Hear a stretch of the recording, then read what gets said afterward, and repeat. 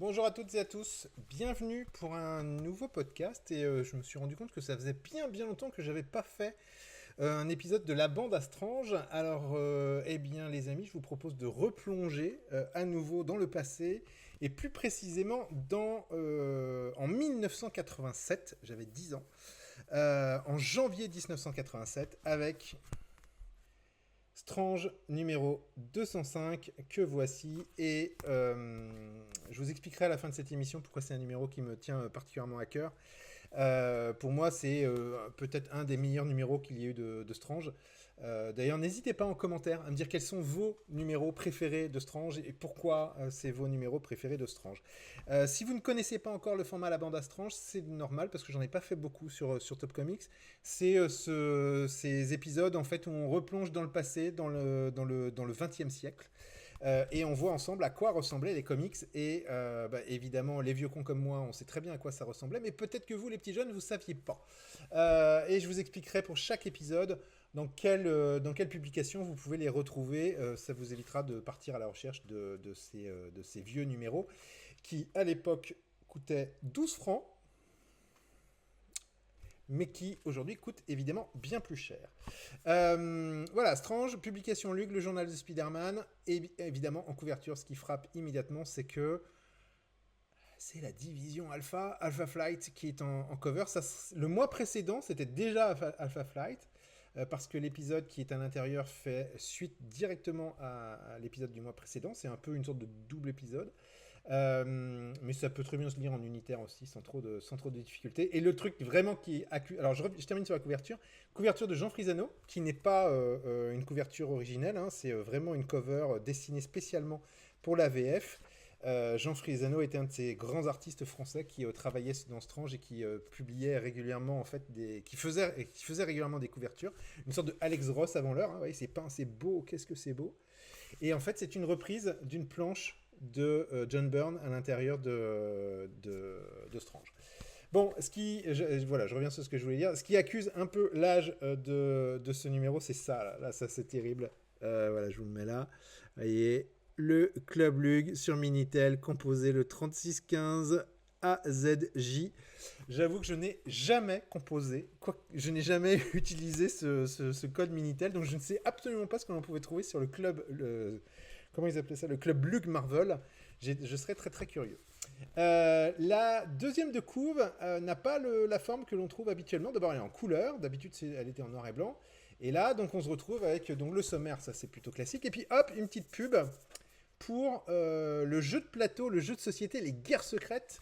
Comme c'est indiqué, guerre secrète, avant d'espérer jouer, il faut déjà oser... Enfin, avant d'espérer gagner, pardon, il faut déjà oser jouer. Et attention, le jeu de mots. Voilà. Tac, qui se trouve ici. Je vous le lis. Arriveras-tu à piéger les âmes damnées du docteur Fatalis? Tu peux te mesurer à elle dans ce jeu de stratégie et d'observation en plaçant bien tes pions. Sinon, guerre à toi. Super jeu de mots. Bon, on était en pleine période en fait où les jouets guerre secrète sortaient, parce qu'il y a eu des jouets guerre secrète. Et d'ailleurs, la quatrième de couve nous fait clairement du placement de produits. D'habitude, ici, sur cette quatrième de couve, on a des pubs pour les produits Lug. Et bien là, c'était des pubs pour les produits dérivés des guerres secrètes. Alors, on retrouve le jeu de plateau de chez Abourdin. On retrouve les autocollants, etc. Je vais le placer plutôt ici. Les albums autocollants. Le ballon Spider-Man. Alors c'est des ballons sauteurs John Sarl, S-A-R-L, ou John Sarl, je ne sais pas. Là, vous avez Kang qui passe par-dessus tout le monde avec son super bouclier, parce que là, il y avait un hologramme dans les jouets, et qui dit Waouh, tu connais ces jeux, ces livres, ces disques, toutes ces figurines, ces accessoires, c'est trop, on est vraiment partout. Si tu savais, mon gars, il y a 38 ans plus tard, à quel point vous seriez vraiment partout. Ici, on a le disque, les livres disques et les livres cassettes. Donc de chez Warner Bros Music. Alors ça me fait un peu sourire maintenant, évidemment. Chez Warner Bros Music. Les mannequins articulés et accessoires Marvel. Alors ils disaient pas figurines, ils disaient les mannequins articulés. Là, c'était les jouets en fait des guerres secrètes. Et puis enfin, ils font un peu un récapitulatif, un récap de toutes les sociétés qui produisent des trucs. Voilà, on verse une petite larme de nostalgie quand on voit tout ça. Quand je pense que j'ai dû avoir un de ces persos là, un des persos des guerres secrètes, voilà, c'était la bonne époque. Bon, allez, on rentre dans le vif du sujet. Nous avons en gros 3 épisodes dans ce Strange. Nous avons droit à un gros épisode de la division Alpha, puis ensuite un épisode de Amazing Spider-Man. Je ne dis rien, hein, mais voilà, et un épisode de l'intrépide Daredevil, comme il disait à l'époque. Alors, la division Alpha, voilà, c'est un excellent, un extraordinaire épisode. Voyage dans la dimension infernale. En gros, l'équipe de la division Alpha, enfin la version réduite de l'équipe de la division Alpha, se retrouve en fait au Canada dans ce que l'on appelle l'œil du monde. Alors l'œil du monde, c'est un cratère qui se trouve au Canada, je me suis un peu renseigné, et ce lieu existe, alors il est peut-être pas tout à fait identique à celui que vous voyez là, mais John Byrne a dû probablement travailler un petit peu dessus, mais ce lieu existe si vous cherchez sur Google Maps. Et alors pourquoi les membres de la division Alpha se retrouvent ici ? Bah, c'est tout simplement parce qu'il s'agit de sauver leur coéquipier Walter Lankowski, qui se retrouve sous la forme d'une statue comme ça pétrifiée. Et son âme, en fait, il est victime d'une mort psychique. Et les membres de la division Alpha sont là pour essayer de récupérer l'âme de Walter Lankowski et de le remettre à l'intérieur de cette version pétrifiée d'elle-même. Alors moi, j'ai pas très bien compris pourquoi ça semble être un bon plan de mettre l'âme de quelqu'un dans un corps pétrifié, mais en tout cas, Shaman, il a l'air d'être sûr de lui, donc on y va.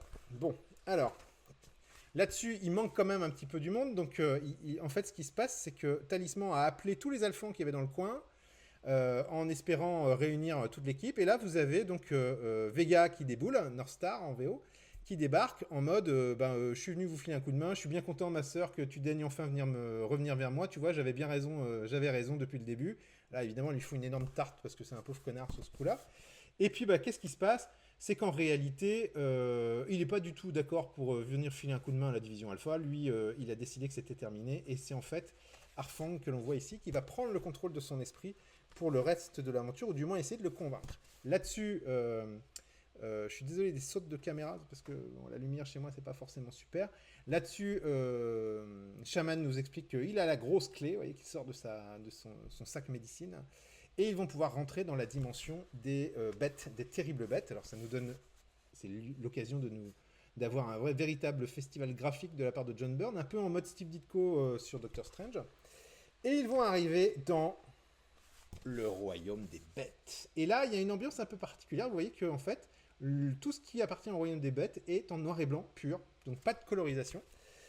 Et moi, je sais pas ce que vous en pensez, mais je trouve qu'il y a, je vous fais un petit zoom, je trouve qu'il y a un petit côté druillet dans ce côté plein de petits traits partout.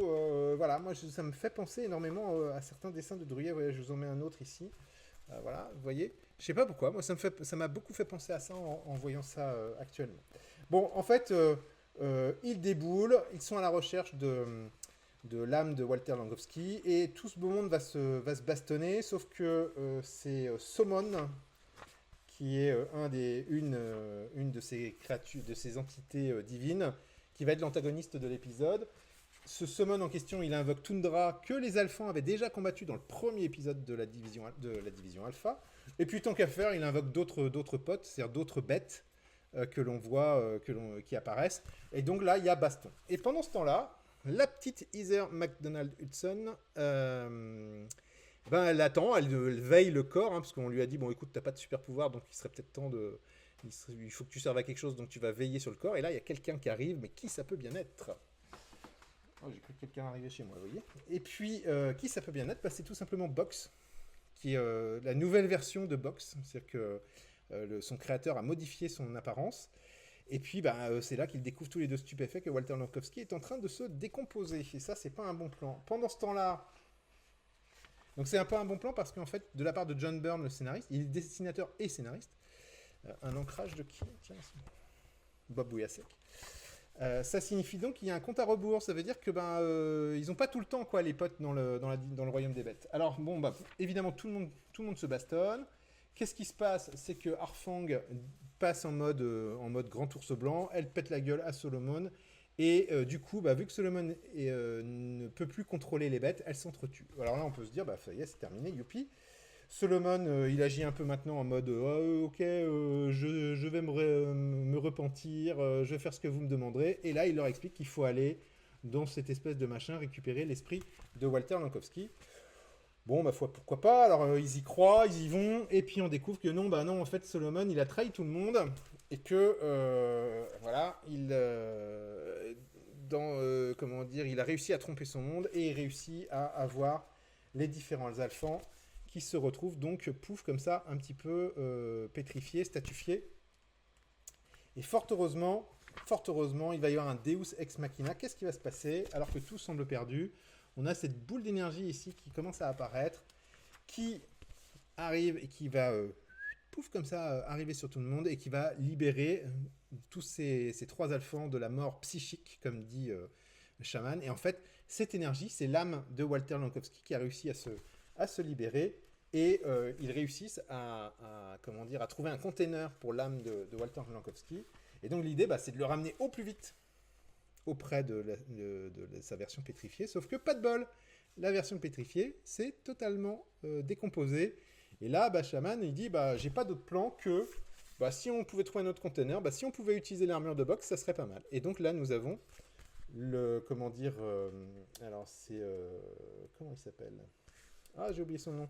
C'est Box, en fait. Il s'appelle Box, B-O-C-H-S. C'est son nom de famille. C'est cette personne qui est handicapée, là, qui a perdu ses jambes, et qui, donc, on le sort de son armure. Et Walter Lankowski, l'âme de Walter Lankowski, va pouvoir intégrer comment dire, ce corps métallique. Bon, et là, donc, à la fin de l'aventure, vous avez Arfang qui dit, moi, j'en ai fini, j'ai combattu les grandes bêtes, ma mission sur Terre est terminée, je vais me retirer dans ma dimension divine. Et Heather va donc aller trouver son amoureux pour lui expliquer qu'elle a disparu et que, hey, mon gars, tu sortais avec une déesse, mais bon, maintenant, c'est terminé. Sauf que, non, en fait, il y a un petit rebondissement final. En réalité, Arfang n'est pas partie, elle a décidé de vivre avec son amoureux et elle lui demande, comme elle dit, apprends-moi à être une humaine et à être une femme. Voilà, conclusion de l'épisode. Ça fait un peu les feux de l'amour quand même, hein, la dernière planche. Alors moi, ce qui est intéressant avec cet épisode, je l'ai un peu raconté en mode je me moque, mais c'est vraiment pas mal. Enfin moi, j'adore cet épisode-là. Je trouve que c'est presque une conclusion à tout le travail de John Byrne sur la division Alpha. Il reprend en fait ce qui avait été en pointillé dans les différents épisodes. Dans le premier épisode, il y avait Tundra, donc c'était déjà une entité maléfique du Grand Nord. Ensuite, on avait eu encore d'autres épisodes comme ça de temps en temps avec ces entités.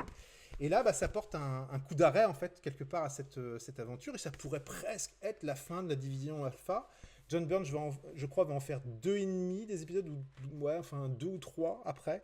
Vous savez, après, c'est la conclusion avec Guardian, etc., etc., et l'affrontement contre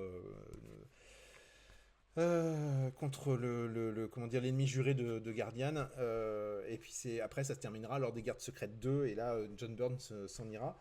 Mais je trouve que c'est une agréable conclusion à la division Alpha. Et puis, il n'y a pas à dire, mais ça envoie du steak quand même en termes de dessin, quoi. Enfin, il y avait quand même des planches qui étaient énormes. Et puis surtout, là, ce que je trouve dans cet épisode, c'est que la dimension des bêtes, cette version noir et blanc, là, elle est super bien représentée, quoi. Enfin, je trouve qu'il y a vraiment des planches magnifiques dans cet épisode. Donc, ouais, c'était bien. C'était vraiment très bien. Ensuite, on a droit à une petite splash page poster. Bon, voilà. C'est un mini poster, comme ils expliquaient chez Luc, vous voyez, mini poster. Cet épisode-là, dont je viens de vous parler, vous pouvez le retrouver ici, dans cette intégrale-ci. Vous avez exactement les mêmes épisodes. Vous voyez, hein, sauf que là, la qualité d'impression est un peu meilleure. Vous êtes sur du papier glacé, etc., etc. Bon, évidemment, l'exemplaire que excusez-moi, ça a peut-être fait beaucoup de bruit. L'exemplaire que je viens de vous montrer, moi, mon Strange, là, il est très joli. Hein, c'est pour les amateurs de papier, de vieux papier. On a droit à nos petits publi-reportages qui étaient indispensables à l'époque. Donc là, vous saurez tout sur les voyages sur la Lune.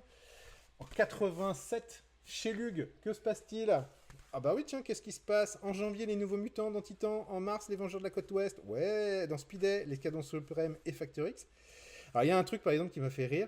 Quand il parle de Titan. Nous interrompons la Vision et la Sorcière Rouge, série assez décevante, pour mettre en mars les Vengeurs de la Côte Ouest. Ouais. Vous n'assisterez donc pas à l'accouchement de la sorcière rouge, point virgule. Sachez néanmoins qu'elle a des jumeaux. Donc on vous publie pas le truc, mais bon, allez, on vous explique quand même ce qui se passe. Il y a des jumeaux, et c'est tout ce qu'il fallait savoir. Si Panini faisait ça aujourd'hui, mais comment il se ferait démonter, quoi. Enfin bon, bref. Ça m'a fait sourire de voir, euh, de voir ça. Deuxième épisode. Alors ça, les amis, ça vous le savez, parce que si vous êtes comme moi, si vous faites partie de la bande Astrange, si vous êtes un vieux con comme moi, ça c'est de l'épisode. Je pense que si on demandait au lecteur de Spider-Man de faire une liste des 15-20 épisodes qu'il préfère, je suis à peu près sûr que cet épisode-là ferait partie de la liste. Alors c'est un deuxième épisode. Tiens, je vous ai pas donné les refs en VO. Tiens, pour Alpha Flight, c'était Alpha Flight 24. Et pour Amazing Spider-Man, celui que je vais vous montrer, là, c'est Amazing Spider-Man 270. Bon, pour tout vous dire, ma caméra vient de s'arrêter, donc j'ai coupé, puis je reprends. Donc, cet épisode, c'est en gros un combat contre Firelord, et ça n'est que ça. C'est-à-dire qu'en gros, pendant tout l'épisode, à part quelques petits et pendant ce temps-là, on va avoir Firelord contre Spider-Man. Alors, bon, Firelord, c'est le héros de Galactus à ce moment-là, ou ça a été le héros de Galactus. Et autant vous dire que Spider-Man, il a aucune chance, en fait. Hein. Donc, à la fin de l'épisode précédent, il a balancé le bâton de feu de Firelord dans le lac, la rivière. Et là, Firelord, il est fou de rage. Donc, il a bien dit, je vais lui péter sa gueule.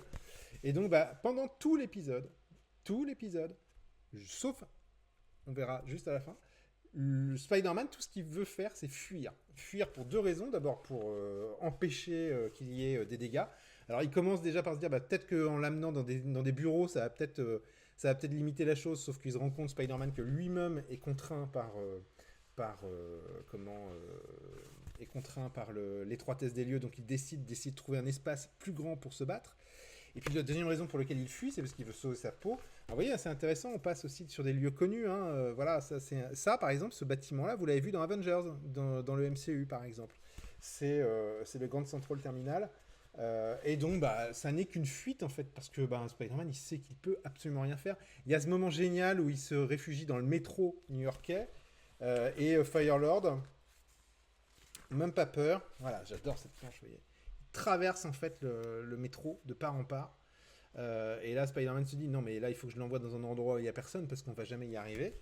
Et c'est là que Spidey, il a une bonne idée. C'est qu'il se dit je vais prendre le métro, je vais aller à l'extérieur, sauf qu'il le poursuit. Et puis, à la périphérie de la ville, enfin, il trouve une solution. C'est qu'il y a des immeubles qui vont se faire démolir. Et Spider-Man dit aux ouvriers écoutez, vous comptez jusqu'à 1000. Et à 1000, vous lancez la destruction du bâtiment. Donc, plutôt une bonne idée. Bon, pas super sympa quand même, hein, les ouvriers ici. Hein, parce que là, il y a une bulle quand même où il y en a un qui dit l'araignée nous fait confiance, je ne trahirai pas. Puis la case suivante, il fait de plus, qui pleurera ces deux monstres. Bon, super. Donc, évidemment, le plan de Spider-Man se met en route. L'immeuble s'effondre. Et Spider-Man, il se rend compte que ça ne suffit pas. C'est-à-dire l'autre, il ressurgit des ruines. Il lui balance des énormes pierres dans la gueule, ça suffit pas non plus. Et puis là, Spider-Man se dit bon, alors une station d'essence peut-être, qu'en faisant exploser une station d'essence, ça va suffire. Il réussit à sauver le sympathique salarié de la station d'essence. Et puis, alors même qu'il se dit bon, zut, là, peut-être que j'ai été trop fort, il va peut-être mourir. Non, Firelord se relève. Et là, en VF, il se passe un truc. Regarde bien, hop, on est là. Avant-dernière page. Dernière page, les Vengeurs arrivent et c'est... oh, mais t'inquiète, tu as réussi à le battre, t'as vraiment été très fort, bravo. Et Spider-Man termine en disant en somme, j'ai eu beaucoup de veine. Voilà. Alors, moi, j'ai trouvé, en le lisant, j'ai trouvé que le passage entre Firelord qui relève la tête et les Avengers qui déboulent en mode t'inquiète, tout va bien, je me suis dit, mais il y a quand même un truc, c'est bizarre en fait, parce qu'on retrouve Firelord ici, là. Bon, alors, le débarquement des Avengers, c'est pas tout à fait un hasard. C'est, vous avez une page comme ça dans l'aventure qui montre en fait les Avengers en train de se disputer avec un type. Là, ce type-là, en fait, c'est un gars quand Vision a pété les plombs et a voulu prendre le contrôle de la Terre, je crois. C'est une espèce de proto-Guy Ritchie qui voulait venir contrôler les Avengers. Et donc, les Avengers se sont réunis, l'engueulent, en fait, sont pas du tout d'accord. Et ils se sont appelés à la radio. On les appelle à la radio pour leur dire il y a du bazar à New York, faut que vous débarquiez. Donc le débarquement des Avengers, c'est pas surprenant. Mais vous avez la réponse à ce moment un peu de flottement. dans la version publiée chez Panini, que vous trouverez dans cette intégrale, l'intégrale Spider-Man 1985, avec, voilà, superbe couve de Ron Frenz. Et dans l'épisode donc 270, que je vous le retrouve, dans l'épisode 270, vous avez l'explication. C'est parce qu'il y a une planche qui a sauté. Vous voyez, vous avez Firelord là qui relève la tête, et vous avez un combat contre Firelord. Toute la planche ici a sauté dans le Strange 205, et ici, sur cette planche-là, vous avez Spider-Man qui dit, bon bah, foutu pour foutu, je vais pas me rendre aussi facilement, je vais me battre jusqu'au bout, et il fait pleuvoir une pluie de coups sur le Firelord, et il finit par lui foutre un gros point dans la gueule, et donc à mettre KO Firelord. Et donc il réussit l'impossible, c'est que c'est bien lui qui réussit à vaincre Firelord sur cette ultime planche, le seul moment où il décide de se battre dans cet épisode. C'est un très très chouette épisode parce que je trouve, j'aime beaucoup ce côté je fuis, je suis aux abois, et paf, je finis par survivre. Et c'est plus que ça, parce qu'en fait, dans l'épisode, dans Strange, on se dit, il a survécu, il a eu du bol. Ouais, il a eu du bol, mais en plus, il a réussi à péter la gueule à Firelord. Bon, scénario de Tom DeFalco, dessin de Ron Frenz, finition de Bob McLeod. Bob McLeod, vous savez, c'était notamment celui qui avait commencé à dessiner les Nouveaux Mutants dans Titan. Tiens, les Nouveaux Mutants dans Titan, janvier 87. Le prochain Titan qui sort, c'est l'arrivée d'Arthur Adams au dessin, avec toujours une couverture de Jean Frisano, toujours ce côté très peint, très beau. Ça me fait toujours sourire. Téléportés à Asgard, ils vont subir d'étranges métamorphoses, oui, c'est vrai. Et vous allez retrouver Karma et découvrir Aile d'Argent, le cheval fabuleux, et un jeune dessinateur bourré de talent, Arthur Adams. Bah oui, tu m'étonnes. Tu m'étonnes qu'il est bourré de talent. Petit publi-reportage qui me fait sourire. À la fin du siècle, vous pourrez dialoguer avec toutes les machines. On vous explique que vous pourrez bientôt parler avec les ordinateurs et les objets du quotidien. C'est assez rigolo parce qu'on se dit, bah ouais, en fait, quasiment les 3/4 de ce qu'ils expliquent là, c'est avéré exact. Non, ce n'est que mon chien. Petit mot croisé, un dessin un peu étonnant là. Bon, enfin voilà, c'est pas très drôle. J'ai jamais trouvé ça très drôle. Bon, c'était un certain Raphaël Vaillant qui avait gagné apparemment un concours et son dessin a été publié. Le courrier des fans de Strange, alors c'était marrant parce que vous avez un lecteur qui fait un comparatif entre les héros Marvel et les chanteurs français, donc avec parfois un humour un peu curieux et un peu douteux. Alors vous voyez, Serge Gainsbourg pourrait aussi faire Iron Man car pour ne pas rouiller, il ne boit pas d'eau. Hein. Et dans le genre vraiment pas terrible, Carol Danvers, ça pourrait être Caroline de Monaco. Bon, voilà. Attendez, je cherche des trucs où moi ça m'a fait. Je me dis, ah oui, oh là là. Il y a notre super dynamique Annie Cordy et à la place de Dazzler, notre Miss Vitamine Karen Cheryl, mais qui est aussi Miss Flodor parce que Blonde a croqué. Bon, alors les moins de 20, vous avez vraiment pas les refs. Et puis il y a un autre truc à un moment donné, voilà. Pour Electro, c'est évident, on a Gilbert Bécaud, Monsieur 100 000 volts. Bon, là, c'était plutôt bien trouvé. Et non pas notre regretté Claude François parce qu'il a raté la prise. On appréciera l'humour. Bon, et puis sinon, le reste du courrier des lecteurs, c'est des gens qui se plaignent parce que la division alpha, c'est trop mou. Et puis... voilà, donc en gros, c'est ça. Si, il y avait quand même un lecteur qui remettait en cause quand même le problème de la temporalité dans l'univers Marvel, c'est-à-dire que les héros sont bien plus jeunes qu'ils ne devraient l'être en réalité. Et là, la personne qui répond dans le courrier des fans de Strange, il y va. En gros, il explique soit vous acceptez, soit bon, voilà. Et puis ici, il met quelqu'un d'autre plus évolué que la race du gardien s'est aussi trompé sur sa création. Donc là, référence à Dieu le Père. S'est aussi trompé sur sa création puisque celle-ci est désormais capable de faire sauter la planète. Point d'exclamation. N'oubliez pas que la liberté implique la possibilité de choisir à chaque instant entre le bien et le mal. Allez, hop, gros point d'exclamation encore. C'était assez curieux comme réponse. C'était un courrier de... Ah bah il est pas cité. Bon voilà. Dernier épisode, Daredevil. Alors que je vous donne la ref du Daredevil. Ah bah oui, là je vais pas la voir. Non, c'est toujours mon chien qui décide de faire le con. Là je l'ai pas, dites donc. Bah oui, puisque j'ai éteint mon ordinateur et évidemment c'est Daredevil 224. Daredevil 224, avec un scénario d'un certain Jim Owsley, mais c'est pas Jim Owsley, c'est en fait Christopher Priest qui écrivait à l'époque avec un surnom, un pseudonyme. Et au dessin, c'est Daniel Jurgens et Geoff Isherwood, que l'on retrouvait régulièrement dans Daredevil en remplaçant de David Mazzucchelli. Tristesse hein, quand même, parce que ça aurait pu être du David Mazzucchelli, mais l'épisode est franchement pas mal. Alors, l'épisode tourne autour d'un type. Je vais pas vous le raconter dans l'ordre chronologique, je vais plutôt partir comme ça. C'est autour d'un type qui s'appelle Mike Stone, qui a été licencié d'une grande entreprise et qui, en allant à la pêche, il pêche un costume extraterrestre qui lui confère des super pouvoirs. Voilà.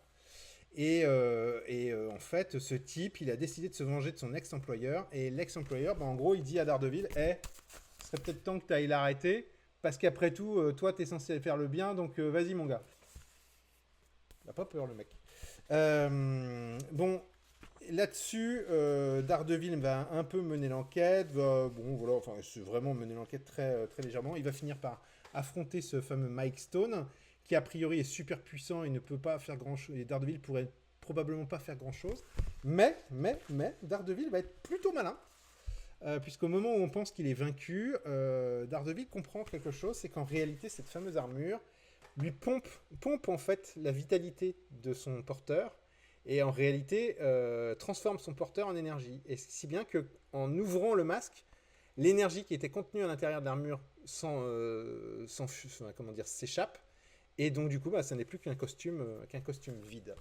Quelques petites informations sur cette histoire. Il y a un truc qui est assez rigolo, c'est que l'histoire est introduite par ce personnage, un black qui s'appelle Abe, qui échange avec Daredevil. Et ce qui est marrant, c'est que Abe, il est aveugle, et il demande à Daredevil de récupérer un médaillon, parce que ce médaillon se trouvant dans un des entrepôts de la fameuse entreprise dont je vous parlais.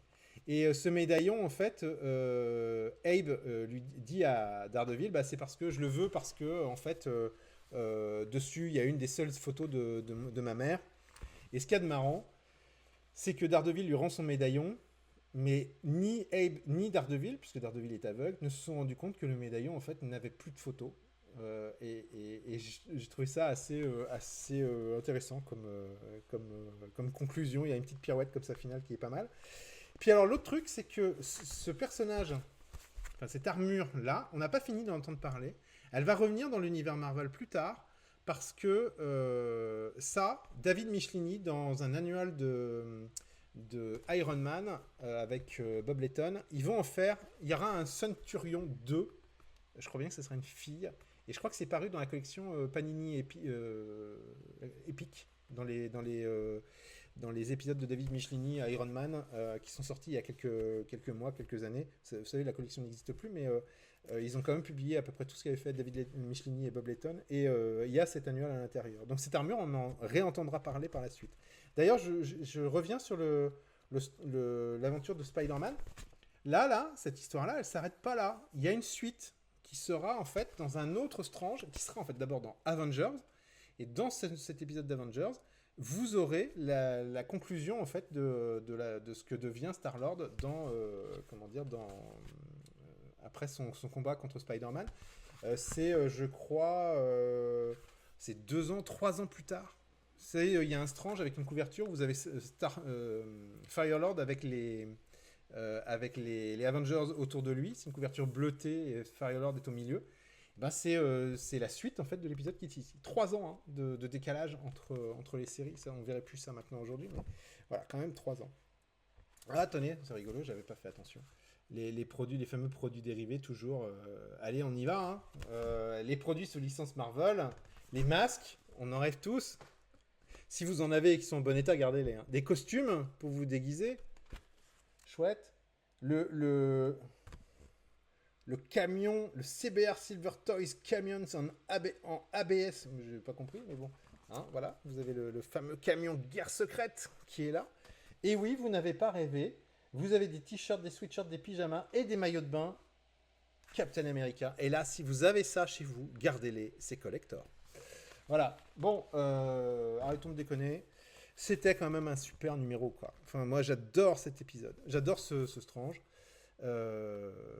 Trouvez-le, lisez-le. L'épisode de Daredevil, je vous donne pas de référence pour la VF parce qu'on n'y est pas encore dans les intégrales. Et à ma connaissance, cet épisode n'a pas été réédité. Donc je peux pas je vous conseiller. Le seul endroit où le lire, c'est là. C'est là-dedans. Et non, Daredevil ne fume pas nécessairement, contrairement à ce que vous pourriez croire. La cigarette n'est pas allumée. C'est une manière pour lui de s'infiltrer dans le milieu des mafieux. Mais il garde quand même son costume rouge. Allez comprendre. Enfin, il a un briquet. Voilà, me dira-t-on. J'ai cru que j'ai dit une connerie à un moment, mais non. C'est le briquet du mec dont il pète la gueule. Bon, ça, c'est les épisodes de Daredevil. Pour revenir à Daredevil, ce sont les épisodes qu'il y a entre la première période de Frank Miller et la seconde période Frank Miller. Hein, c'est une période qui est pas si mal que ça, malgré que elle n'est pas forcément... on s'en souvient pas toujours, mais moi, j'aime beaucoup ce qu'a fait Mazzucchelli sur cette période avec Dennis O'Neil, quand bien même les scénarios soient pas faramineux. Bon, on a fait le tour, c'était bien. Moi, j'aime bien replonger dans mes vieux Strange comme ça. Je vous en referai un autre. Faudrait que je vous en fasse plus souvent. Si vous avez une idée de quel Strange vous voudriez que je fasse. Alors oui, j'ai pas répondu. Pourquoi ce Strange-là précisément? C'est pas mon premier Strange. Mon premier Strange, j'en avais fait déjà un épisode de la bande à Strange. Pourquoi cet épisode-là? C'est le premier épisode que mes parents, premier album Strange que mes parents ont commencé à m'acheter. Donc c'est pas le premier que j'ai lu, mais c'est le premier en tout cas. On a commencé à me les acheter régulièrement à partir de cet épisode-là, de cette parution-là, donc en 87. J'avais 10 ans, puisque je suis né en février 77. J'avais même pas 10 ans, j'avais 10 ans moins un mois. Et surtout, je m'en souviens parce que j'allais en classe de neige et mes parents, en fait, m'ont demandé à la gare, bah, est-ce que tu veux qu'on t'achète un truc et tout, etc., etc. Et je leur ai dit, bah, un Strange. Et donc, je me souviens, j'ai trouvé ce Strange-là dans le kiosque de la gare. Et les premiers kilomètres de train qui me menaient du Morbihan au Jura, je les ai faites avec ça. Et autant vous dire que je me souviens très bien que moi, je suis littéralement tombé amoureux du style de Byrne, rien qu'avec cet épisode-là, quoi. Quand je l'ai lu, je crois bien que j'ai dû le lire 4 ou 5 fois dans le train. Et quand j'ai lu ça, je me suis dit, mais c'est sublime, quoi, comme dessin. Et j'ai vraiment totalement adoré le style de Byrne. C'est ce Strange qui m'a fait aimer John Byrne. Chaque lecteur français a sa porte d'entrée. Moi, ça a été ce Strange. Bon, voilà, on a fait le tour. Ça a duré un peu longtemps. Je suis désolé pour les jeunes lecteurs qui connaissent pas. Mais voilà, je pense que ça sent la passion, l'envie de vous montrer, etc. Bon, hein, voilà. À très bientôt pour un nouvel album. Juste pour vous dire que Doop et moi, Doop c'est... qui est sur Top Comics. On a fait une recommandation pour octobre. N'hésitez pas à jeter un petit coup d'œil si vous n'avez pas vu. Dans nos recommandations, on parle souvent aussi de réédition de vieux trucs. Et puis, dans les dernières choses qu'on a enregistrées, non, il y a des choses dont je ne peux pas vous parler encore, parce que c'est pas encore sorti, ou c'est pas encore prêt de sortir. Voilà. Mais ça viendra. Je pense que je ne vais pas attendre aussi longtemps pour faire un bande à Strange. Le dernier que j'avais fait, c'était le Jungle Saga, le Top BD ou le RCM, je sais plus, de chez Lug. Vous savez, les épisodes avec la saga de Mac Mignola. Et puis les épisodes de Jim Lee et... Ah, j'ai oublié son nom. C'est pas Chuck Dixon. Je ne sais plus. Qui faisait le Punisher War Journal. Punisher War Journal, d'ailleurs, pour info, pour les vieux lecteurs comme moi, si vous aviez suivi ça chez Semic, et bien ça ressort dans quelques temps, dans moins d'un mois. Je crois que c'est à la fin du mois de novembre, ça sort en Marvel Deluxe chez Panini, avec tous les épisodes de Jim Lee réunis. Moi, je rêverais de voir les épisodes de Jim Lee de la Division Alpha réunis. D'ailleurs, je parle de la Division Alpha, pour ceux qui ne le savent pas, les épisodes de John Byrne sont sortis... Hop, je sors du champ, mais c'est pas grave. Les épisodes de John Byrne sont tous sortis dans 3 intégrales comme ça, qui sont un pur bonheur. Hein, d'accord, dépêchez-vous avant qu'il n'y en ait plus. Moi, j'ai les miens. J'ai l'Omnibus VO, j'ai aussi les épisodes en intégrale. Et jusque-là, c'était terminé, c'est-à-dire que il y avait plus, c'était la fin. C'est-à-dire que là, c'est la 3e intégrale, vous voyez, ça se terminait sur ça, et on n'avait pas la suite, quoi. Et en janvier ou février 2026, aux États-Unis, Marvel Comics va publier un nouvel omnibus qui va contenir la suite, c'est-à-dire les épisodes de Bill Mantlo. Et ce qu'il y a d'amusant, c'est que par rapport à ce que je vous ai montré avec les grandes bêtes, voilà. C'est tout ce qui se passe avec Walter Lankowski, avec Arfang, les dieux du Nord, du Grand Nord, etc. etc. Bill Mantlo va donner une suite à cette histoire. avec une histoire un peu tarabiscotée de transidentité, etc., etc. Mais c'était absolument passionnant. Moi, je me régalais à lire ça quand j'étais gamin et ado. Et ça va ressortir là au tout début 2026 en VO. Et donc, il n'est pas impossible, puisque le matériel sera disponible, que Panini puisse nous sortir la suite, en fait, en intégrale. En tout cas, il est permis d'espérer qu'on ait la suite de ces épisodes. Vous aurez donc à l'intérieur un peu de Mike Mignola, vous auriez donc que des épisodes de Bill Mantlo, et puis après, vous auriez, si les intégrales vont suffisamment loin, vous auriez donc du Jim Lee, puisque Jim Lee a fait pas mal, enfin, peut-être une dizaine, je crois, d'épisodes de la Division Alpha. Bon, on aura l'occasion d'en reparler. Hein. Voilà. Allez, sur ce, je vous laisse. À plus. Merci de m'avoir suivi aussi longtemps. Je suis désolé, c'est la passion qui parle et je prends du temps. À très très bientôt. Salut, ciao.